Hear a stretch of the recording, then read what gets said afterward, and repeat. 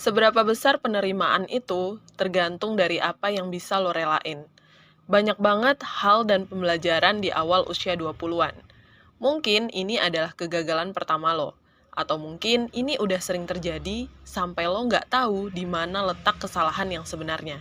Gimana nih menurut lo? Apa yang bakalan lo lakuin kalau lo ada di posisi ini? Atau mungkin ada di antara lo yang lagi ngalamin hal ini.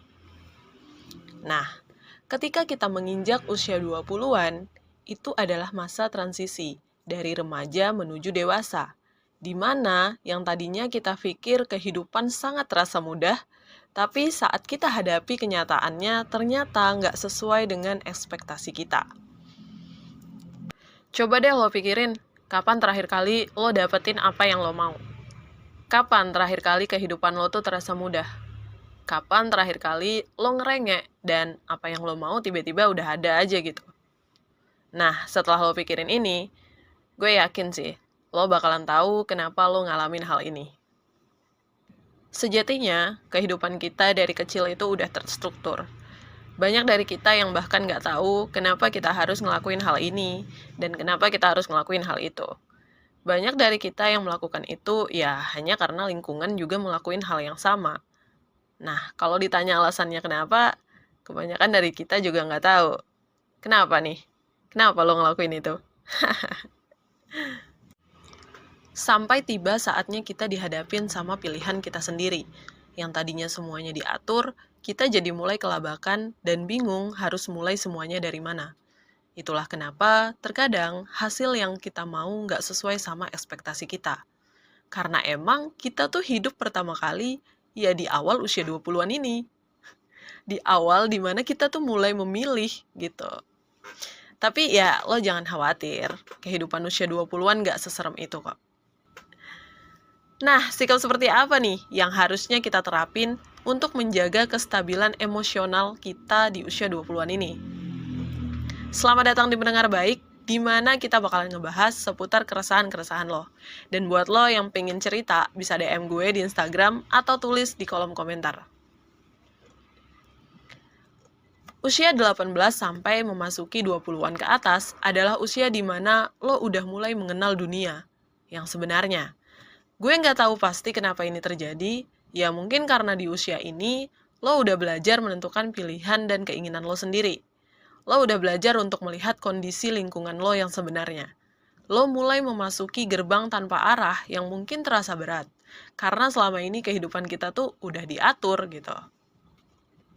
Ya, udah diatur sedemikian rapinya gitu kan. Yang tadinya lo lulus TK, lanjut SD, lulus SD lanjut SMP, lulus SMP lanjut SMA, sampai ketika lo lulus, lo mulai memaksa diri lo untuk menentukan pilihan lo yang sebenarnya. Dan mungkin hal yang paling buat lo ngerasa kesel adalah ketika orang-orang di sekitar lo ini terkesan gak peduli sama apa yang sebenarnya lo mau. Nah, buat lo semangat ya. Gue tahu ini gak gampang, tapi bukan berarti lo gak bisa ngelewatin ini. Hal pertama yang harus lo lakuin adalah jujur sama diri lo sendiri. Kenapa lo mau ngelakuin hal ini? Kenapa sebegitu pentingnya hal ini dalam hidup lo? Seberapa besar sih kebahagiaan yang bakalan lo dapetin kalau lo berhasil? Nah, pertanyaan-pertanyaan itu mungkin membuka pikiran lo. Kalau apa yang lo mau, nggak ada sangkut pautnya dengan ekspektasi atau penilaian orang lain. Setelah itu, lo mungkin bisa menerima apapun yang akan menjadi hasilnya. Entah itu lo bakalan berhasil atau enggak, dan entah kemana nih perjalanan ini akan ngebawa lo. Karena yang paling kita takutin itu bukan kegagalannya, tapi ekspektasi atau penilaian orang lain tentang kita. Kita takut akan dicap sebagai orang yang gagal. Kita takut dikatakan tertinggal. Hal inilah yang ngebuat kita berlomba-lomba dan berusaha untuk memuaskan segala bentuk ekspektasi orang lain tentang kita.